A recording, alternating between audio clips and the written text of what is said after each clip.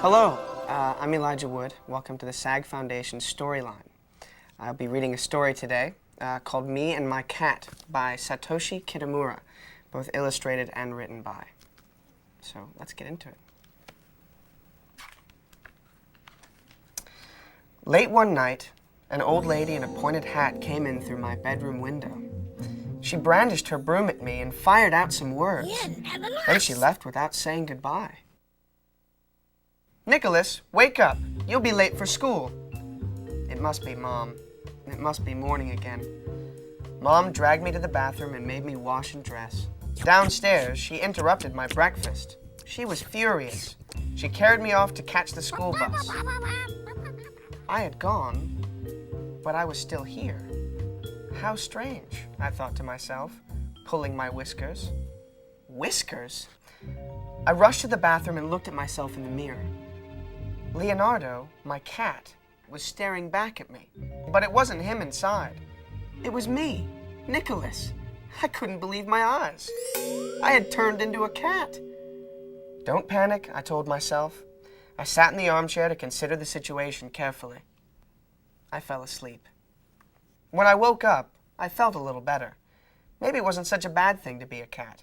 I didn't have to go to school, did I? I hopped onto the table and from there to the top of the shelves. What fun! I could never do this before. I decided to leap toward the cupboard on the other side of the room.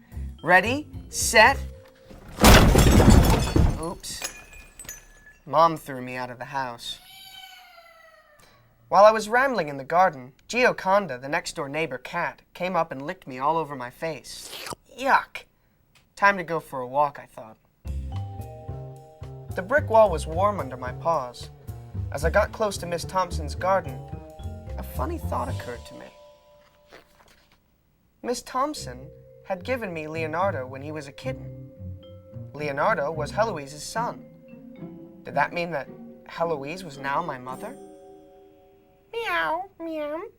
Hello, Mom, I called tentatively. She ignored me completely. Farther along, I came across 3 mean-looking cats. "Excuse me, may I go through?" I said. "No, go away. It's our wall," replied one. Well, I think the wall belongs to everyone. But before I could finish my sentence, they were all over me. We punched and kicked and scratched one another until we fell off the wall and tangled. Wow, wow, wow, wow, wow, wow, wow. The dog came running toward us, barking furiously. The cats ran away in all directions. It was Bernard, Mr. Stone's dog.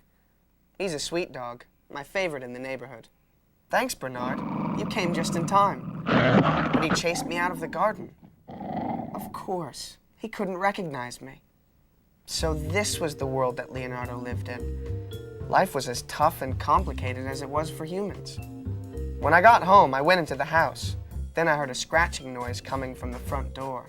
It was me, back from school, trying to get in through the cat flap. But was he me, Nicholas? Or was he poor little Leonardo inside my body? Once indoors, he continued to behave strangely. He scratched himself earnestly, and when he was done, he challenged his shoes until they surrendered. He licked his sweater clean, then spent a long time sharpening his nails. He found the goldfish particularly fascinating. He tried to sort the washer and the yarn, but at last he gave up. He found the radiator and the litter box irresistible. But he didn't seem to like me at all. At last, Mom saw something was wrong with her son. She became so worried that she called the doctor and asked him to come at once. "Nothing to worry about," said Dr. Wire. "He's just a little overtired. Send him to bed early and he'll be fine in the morning." Mom was still very upset. She held him tight in her arms all evening. I felt sorry for them both. I climbed on Leonardo in my shape and stroked his cheek. He purred. Then Mom stroked me gently. I purred. Later that night, the old lady in the pointed hat came in through my bedroom window. "Sorry, love, I got the wrong address," she said. She brandished her broom and blurted out some words. Then she left without saying goodnight. "Nicholas, wake up! You'll be late for school," I heard Mom shouting. Everything was back to normal. At school, Mr. McGough sat on the table. He scratched himself, licked his shirt, and fell asleep for the rest of the lesson. Well, that's the end of our story. It's been very enjoyable to sit here and read to you. If you'd like to rent this book from a library, you can go to your local library and get this book, and maybe you can read along with me. So you can click on me, and I'll read you the story, and you can read the book with me, which will be quite enjoyable. So thank you very much.